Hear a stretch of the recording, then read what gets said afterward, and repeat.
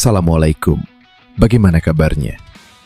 Di part 1 sebelumnya, kita sudah membahas SQL injection.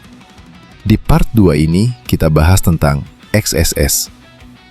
Pada praktikum hari ini, saya berhasil menyelesaikan dua jenis serangan cross-site scripting atau XSS, yaitu Reflected XSS dan Stored XSS pada platform Porttrigger Web Security Academy.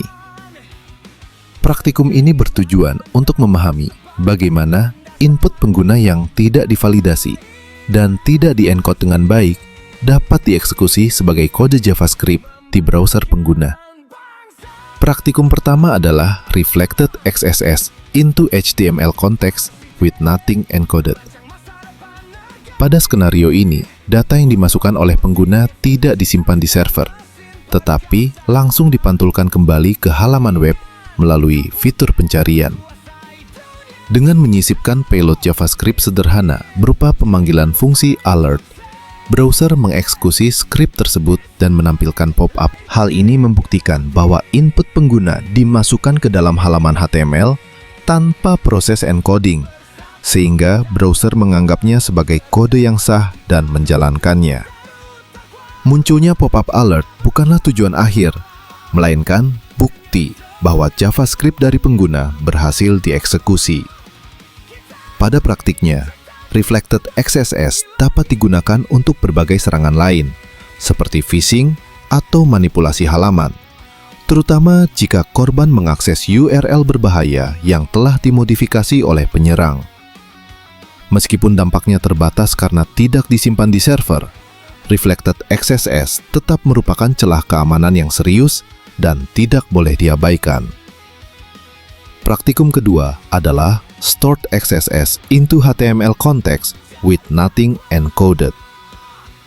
Pada skenario ini, payload XSS dimasukkan melalui fitur komentar dan disimpan di server.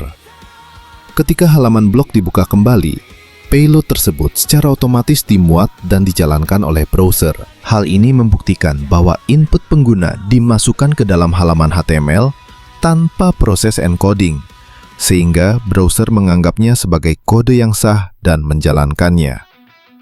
Munculnya pop-up alert bukanlah tujuan akhir, melainkan bukti bahwa JavaScript dari pengguna berhasil dieksekusi.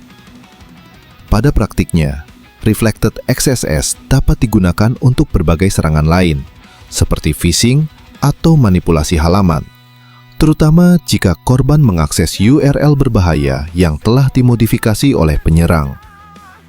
Meskipun dampaknya terbatas karena tidak disimpan di server, Reflected XSS tetap merupakan celah keamanan yang serius dan tidak boleh diabaikan. Praktikum kedua adalah Stored XSS into HTML context with nothing encoded. Pada skenario ini, payload XSS dimasukkan melalui fitur komentar dan disimpan di server. Ketika halaman blog dibuka kembali, payload tersebut secara otomatis dimuat dan dijalankan oleh browser.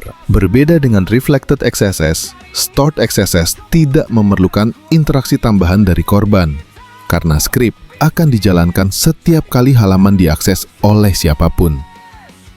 Stored XSS memiliki dampak yang lebih berbahaya karena dapat memengaruhi semua pengunjung halaman, termasuk pengguna biasa maupun administrator. Meskipun pada praktikum ini, payload yang digunakan hanya menampilkan alert sebagai bukti konsep, dalam kondisi nyata, payload tersebut dapat diganti dengan skrip yang menampilkan halaman phishing, memanipulasi tampilan situs, atau menjalankan aksi atas nama pengguna yang sedang login. Dari kedua praktikum tersebut, dapat disimpulkan bahwa XSS terjadi akibat kegagalan aplikasi web dalam melakukan validasi input dan encoding output.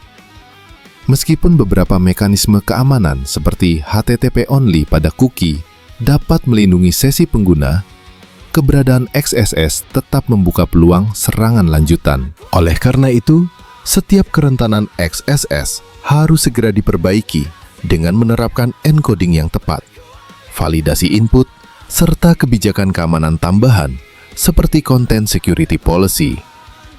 Praktikum ini memberikan pemahaman penting bahwa meskipun serangan terlihat sederhana, seperti hanya menampilkan pop-up alert, dampak sebenarnya dari XSS bisa sangat besar jika tidak ditangani dengan benar.